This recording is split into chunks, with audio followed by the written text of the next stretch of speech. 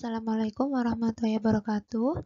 Di sini saya lanjutkan materi bab 5 kita, yaitu tentang penggunaan informasi akuntansi diferensial dalam perencanaan laba jangka pendek. Nah, ini sebenarnya masih ada kaitannya dengan materi sebelumnya, di mana kita sudah tahu ya pengertian dari informasi akuntansi diferensial.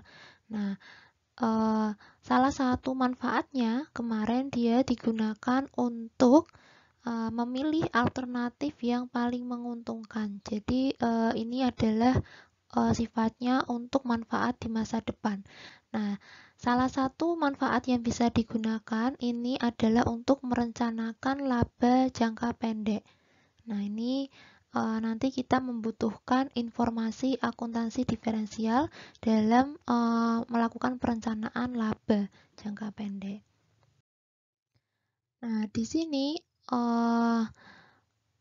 laba ini adalah ukuran yang seringkali digunakan untuk menilai berhasil atau tidaknya manajemen perusahaan.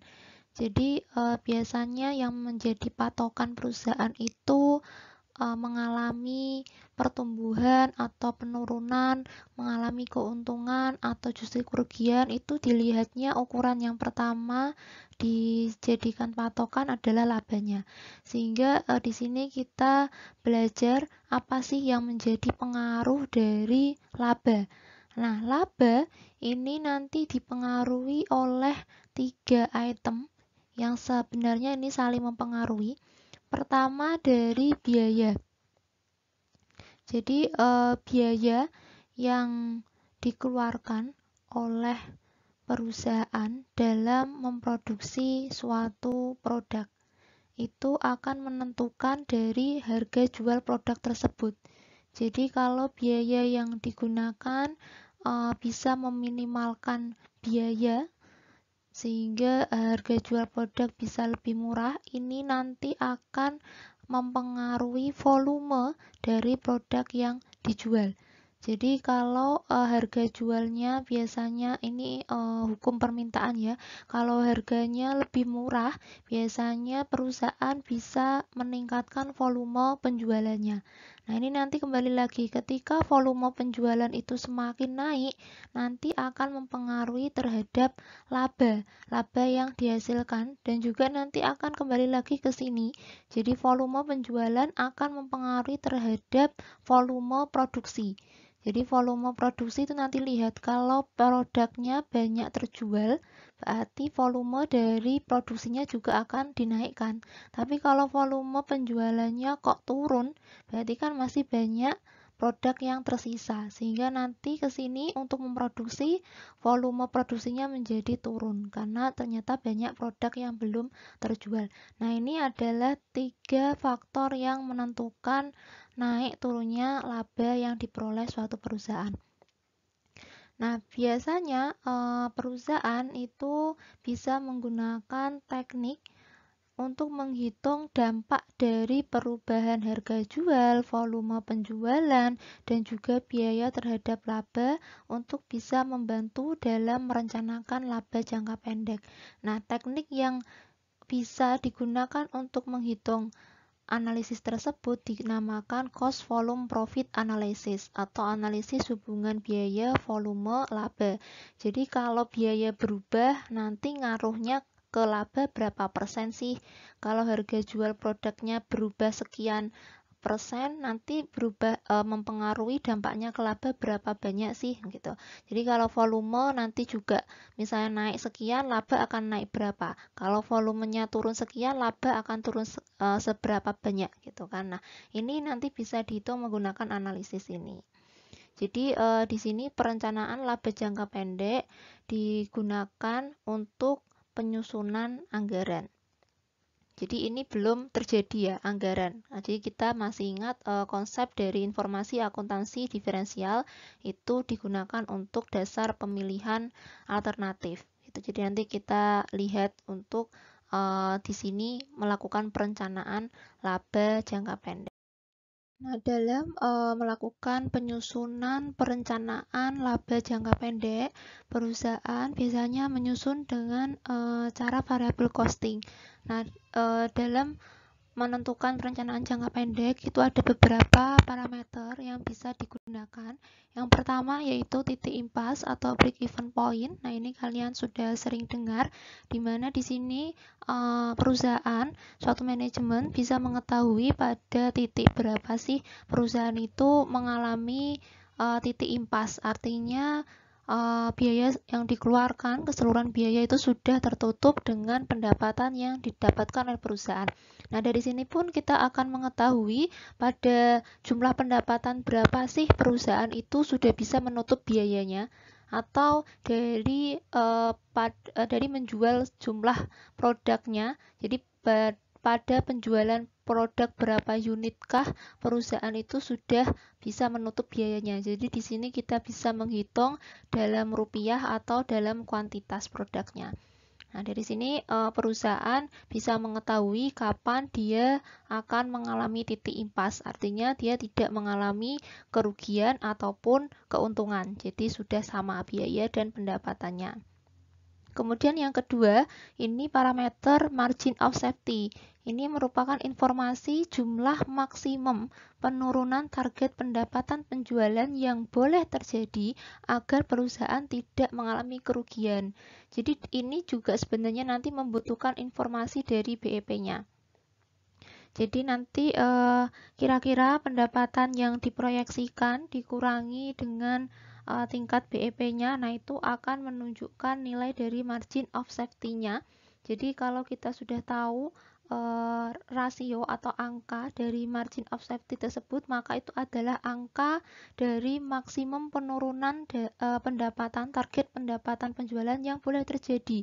Jadi kalau nanti ternyata mengalami penurunan melebihi dari angka margin of safety-nya, maka itu sudah tidak lagi aman bagi perusahaan, yang artinya perusahaan sudah akan bisa mengalami kerugian. Jadi perusahaan akan mengalami kerugian ketika penurunan target pendapatan penjualannya melebihi titik margin of safety-nya atau persentase atau jumlah dari margin of safety-nya. Jadi nanti kita bisa menghitung ini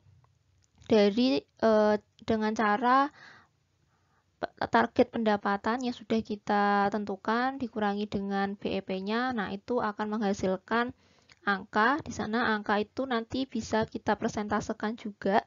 Jadi persentase itu yang tidak boleh dilebihi, atau itu adalah batas maksimum ya. Jadi nggak boleh lebih dari angka tersebut untuk penurunan pendapatannya nanti. Nah, itu margin of safety. Kemudian yang ketiga parameternya yaitu titik penutupan usaha atau shutdown point. Ini adalah informasi posisi pendapatan penjualan yang akan menunjukkan perusahaan secara ekonomis itu tidak layak dilanjutkan. Jadi ini kita pengen tahu pada pendapatan penjualan berapakah perusahaan itu sebenarnya sudah mengalami kerugian dan tidak layak untuk dilanjutkan gitu. Kemudian yang keempat ini degree of operating leverage. Ini adalah ukuran yang menunjukkan persentase perubahan laba bersih sebagai dampak terjadinya sekian persen perubahan pendapatan penjualan.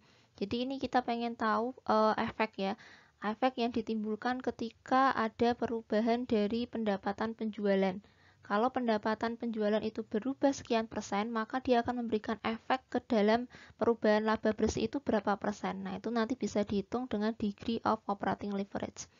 Kemudian yang kelima ini adalah laba kontribusi per unit. Ini kelebihan pendapatan penjualan di atas biaya variabelnya. Jadi kalau pendapatan penjualan itu lebih besar dari biaya variabel per unitnya, ini karena per unit ya, itu nanti akan memberikan yang namanya laba kontribusi. Jadi yang sebelumnya ya pendapatan penjualan dikurangi biaya variabel itu akan menunjukkan laba kontribusi. Nah, nanti kalau dibagi per unitnya maka nanti menjadi laba kontribusi per unit gitu. Jadi ketika pendapatan lebih besar dari biayanya itu laba, tapi kalau lebih kecil ya berarti rugi gitu ya. Nah, ini adalah jenis parameter yang bisa digunakan untuk melakukan perencanaan jangka pendek, dan itu membutuhkan informasi akuntansi diferensial sehingga nanti bisa dipilih alternatif yang paling menguntungkan. Nah, ini adalah rumus untuk menghitung break even point atau titik impas. di mana titik impas ini akan dicapai ketika pendapatan sama dengan jumlah biaya yang dikeluarkan. Nah, ini bisa menggunakan dua rumus. Rumus yang pertama itu untuk menghitung titik impas dalam rupiah penjualan. Jadi pada tingkat penjualan atau pendapatan penjualan berapa besarkah kita sudah bisa dianggap mengalami titik impas. Rumusnya yaitu yang sering dipakai ini ya, biaya tetap. Jadi kita harus tahu nominal dari biaya tetap di usaha kita berapa banyak, dibagi dengan 1 dikurangi dengan pembagian biaya variabel persatuan dengan harga jual persatuannya. Atau kalau kita sudah tahu nilai dari contribution margin ratio, nanti kita bisa menghitung rumus yang kedua atau ya, jadi bisa pakai yang atas atau yang bawah. Biaya tetap dibagi dengan contribution margin ratio. Nah, contribution margin ratio itu sendiri apaan sih gitu ya. Nah, contribution margin ratio itu sendiri itu adalah laba kontribusi per unit dibagi dengan pendapatan penjualan per unitnya. Nah, laba kontribusi itu sendiri ini dicarinya adalah dengan cara pendapatan penjualannya dikurangi dengan biaya variabel. Kemudian ini rumus yang kedua untuk menghitung titik impas dalam kuantitas. Jadi kita pengen tahu dalam jumlah unit berapa sih produk yang kita produksi itu akan mengalami titik impas. Jadi biaya tetap dibagi dengan harga jual persatuan dikurangi biaya variabel persatuannya. Ini adalah contoh soal untuk menghitung titik impas. Di sini dicontohkan usaha dari Pak Ahmad. Dia punya usaha penitipan sepeda ya. Nah, untuk biayanya sendiri Pak Ahmad biasanya membutuhkan biaya sewa tempat. Ini maksimal mampu menampung 500 sepeda. Nah, sewa tempat itu sendiri per malamnya 1.500. Nah, ini berarti biaya yang dikeluarkan Pak Ahmad untuk sewa tempat ya sebesar 1.500. Untuk menjaga sepeda, Pak Ahmad memperkerjakan 2 orang. Upah per orangnya 1.000 semalam. Sehingga kalau 2 berarti 2.000 ya. Nah, kemudian ditambah lagi nanti ada upah insentif sebesar Rp2,5 per orang pada setiap sepeda yang masuk titipan. Jadi ini nanti 2,5 dikali sebanyak sepeda yang masuk. Kemudian tarif titipan ini berarti harga sewanya ya. Kalau ada yang menitipkan itu per sepedanya membayar Rp25. Nah, ini berarti tarif jualnya.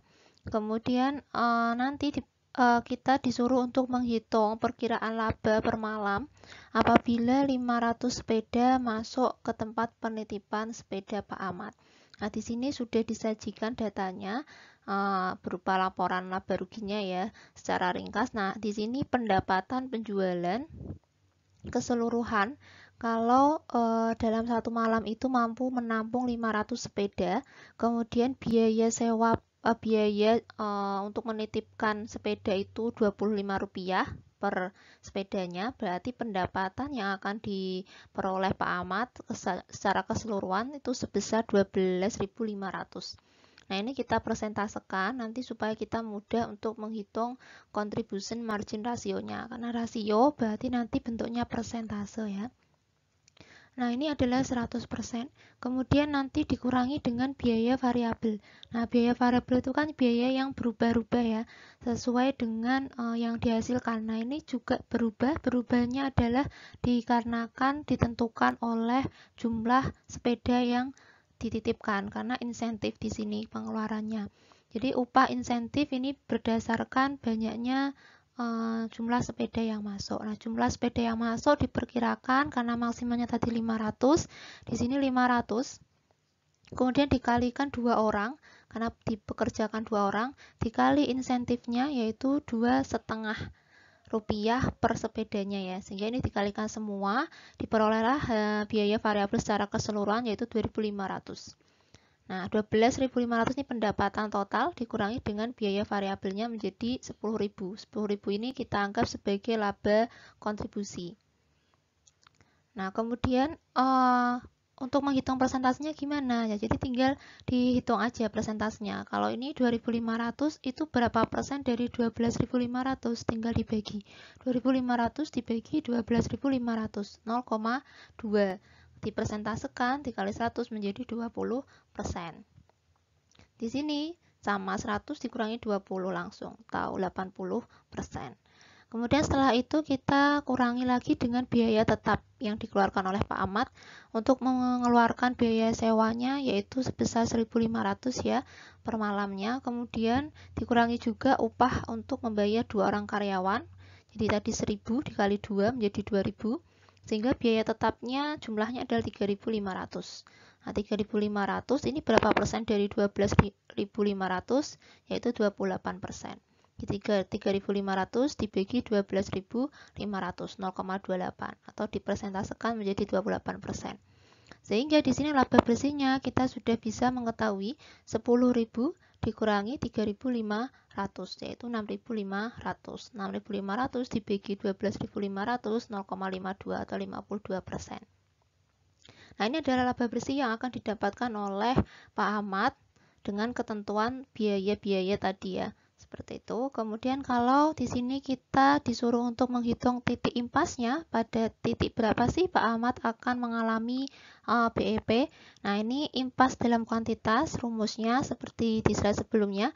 Biaya tetap kita tahu di sini sudah ada, kita hitung, yaitu sebesar 3.500 dikurangi dibagi harga jual persatuannya. Harga jual itu berarti harga sewanya tadi, yaitu Rp25. Kemudian dikurangi biaya variabel persatuan. Biaya variabel persatuan yaitu 500 ini ya, 2.500 untuk biaya variabelnya, sehingga di sini 2.500 dibagi jumlah unit sepedanya yaitu 500. Jadi 2.500 dibagi 500 yaitu 5. Nah, ini adalah biaya variabel persatuan sepedanya itu. Jadi untuk biaya per sepedanya, biaya variabel per sepedanya itu mengandung biaya sebesar 5 per sepedanya. Nah, ini. Jadi jumlah keseluruhan variabel 2.500 dibagi 500, 5. Jadi 3.500 nanti dibagi dengan 20 ya, 25 dikurangi 5, 20. Diperoleh angka 175. Sehingga kita di sini tahu pada jumlah sepeda yang dititipkan sebanyak 175, inilah Pak Ahmad akan mengalami titik BEP. Jadi sudah tertutup antara biaya yang dikeluarkan dan dengan pendapatannya. Udah Bu ya. Jadi pendapatan dari 175 sepeda yang dititipkan itu nanti sudah bisa menutup biaya yang dikeluarkan oleh Pak Ahmad. Kemudian kalau kita ingin menghitung dalam rupiahnya, di sini biaya tetap 3.500, kemudian dibagi dengan contribution margin rasionya. Jadi kita udah bisa langsung melihat di sini rasionya untuk contribution margin rasio yaitu 80%. 3.500 dibagi 80% memperoleh angka 4.375. Nah, ini adalah pendapatan secara keseluruhan yang akan mencapai titik BEP. Jadi kalau Pak Ahmad sudah uangnya mencapai angka ini 4.375, berarti sudah bisa dibuat untuk menutup biaya. Oke, ini adalah grafik titik impas ya. Nah, di sini ada dua sumbu vertikal dan sumbu horizontal, atau kita sering menyebutnya ini sumbu X dan ini adalah sumbu Z. Nah, untuk sumbu Y-nya atau garis vertikalnya ini adalah menunjukkan pendapatan dan biaya yang dikeluarkan. Kemudian untuk garis horizontal atau sumbu X-nya ini menunjukkan volume penjualan. Nah, nanti kalau kita sudah punya data, kemudian kita sudah menghitung secara keseluruhan total dari biaya tetap, biaya variabel, biaya secara total, kemudian pendapatan dari penjualan. Nah, nanti kita bisa menarik garis-garis ini, dan dari sini nanti kita bisa melihat pada titik mana suatu perusahaan atau suatu usaha mengalami titik impas atau titik BEP-nya. Nah, di sini ada garis yang disebut sebagai garis pendapatan penjualan, kemudian ada juga garis biaya. Nah, garis biaya totalnya. Jadi nanti garis biaya total ini adalah penjumlahan dari biaya tetap dan biaya variabel. Jadi karena kita ingin mengetahui titik BEP atau titik impas, maka titik impas ini nanti akan berada di perpotongan antara garis pendapatan dan garis biaya total, di mana pendapatan itu sama dengan biayanya yang dikeluarkan. Nah, nanti ada di sini. Jadi ini perpotongan antara garis pendapatan dan garis biaya. Ketika pendapatannya lebih besar, ini garis ini lebih besar dari biayanya, maka dia akan mengalami laba atau keuntungan. Nanti ada di daerah ini. Sebaliknya, kalau nanti pendapatan ini kok lebih kecil dari biaya yang dikeluarkan, maka dia titiknya akan di daerah sini atau daerah kerugian. Kemudian ini adalah daerah dari biaya tetap dan ini adalah daerah dari biaya variabel. Nah, ini nanti akan menunjukkan garis biaya totalnya di sini.